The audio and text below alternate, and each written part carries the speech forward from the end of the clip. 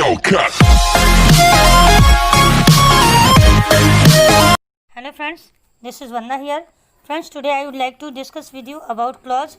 Okay, one by one concept I will discuss with you. Okay, about the clause. In grammar, a clause is a group of words containing a verb. Sentences contain one or more clauses. These are finite clauses and non-finite clauses. First, finite clause. Finite clause must contain a verb which shows tense. They can be main, one, subordinate clauses, as it is raining, in the present tense. Second is I spoke to John last night. This is past tense.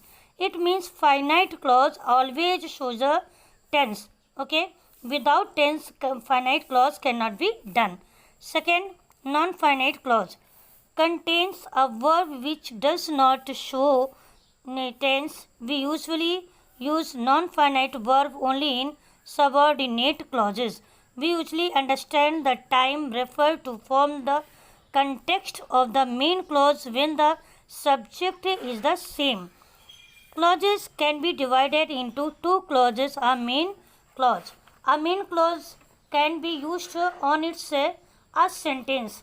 A subordinate clause cannot be stand by itself and depends on another clause. Subordinate clauses are usually introduced by conjunctions like when, after, before, till, become, as, if, though, so that, whether, who, etc. Conjunctions such as these are called subordinating conjunctions. Now we come to kinds of subordinate clauses. Noun clause does the work of a noun. Most often it is object of a verb or complement of a verb. As she said that he would come at 5. Now we come to next, an adjective clause. Like an adjective describes or modifies a noun or pronoun and is introduced by a relative pronoun who, which, that, whom, or a relative adverb when, where, why. An adjective clause is also called a relative clause. For example, this is the man who saved your brother from drowning. Next, an adverb clause. Like an adverb adds to the meaning of a verb. For example, the film started before we arrived. There are 9 kinds of adverb clauses. Number 1, clauses of time. Number 2, clauses of place. Number 3, clauses of purpose. Number 4, clause of result. Number 5, clause of reason. Number 6, clause of condition. Number 7, clause of manner. Number 8, clause of comparison. And number 9, clause of concession. Okay, one by one I will discuss with you clause of time. Okay, clause of time answer the questions when. These begins with when, while, before, after, till, until, since, as soon as, whenever. Now we come to clause of place. It answers the question where. This usually begins with where or wherever. Now we come to clause of purpose. Answer the question for what purpose. These are introduced by so that or in order that. So that is more common than in order that. Especially in English spoken, we often use can or could, will or would plus first form of the verb.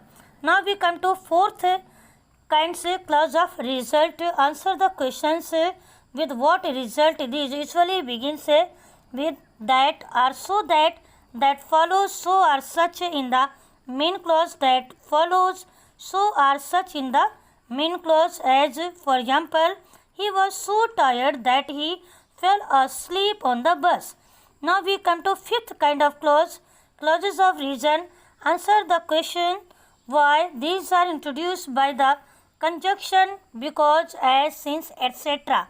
Now we come to sixth kind of clause, clauses of the condition. Answer the questions under what condition. They are mainly introduced by if or unless. Okay, for example, if the weather is so nice, we will go to the zoo. Now we come to seventh kinds of clauses of manner. Answer the questions how. This usually begins with as if, or as though. For example, do it as I showed you. Now we come to eighth condition. I mean 8 kinds of clauses of comparison or degree. Answer the questions. To what degree or extent these are usually introduced by as or then. For example, the text wasn't easy as I had expected. Now we come to the last and ninth kinds of clauses of concession. Answer the question even though, what, these are introduced by though, although, even though, even if. For example, though the work was hard, she never complained. Second example, although they are very well off, they live very simple. Okay.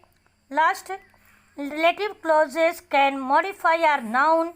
It often tells us which person or thing. A relative clause can also tell us what kind of person or thing meant. Most relative clauses are defining clauses. Okay, now I wind up my lecture on this today videos, and rest all concept of clauses I would like to discuss in my next videos. और तब तक के लिए आपकी वंदना आपसे विदा लेती है. Thanks for watching my video. जय हिंद, जय भारत.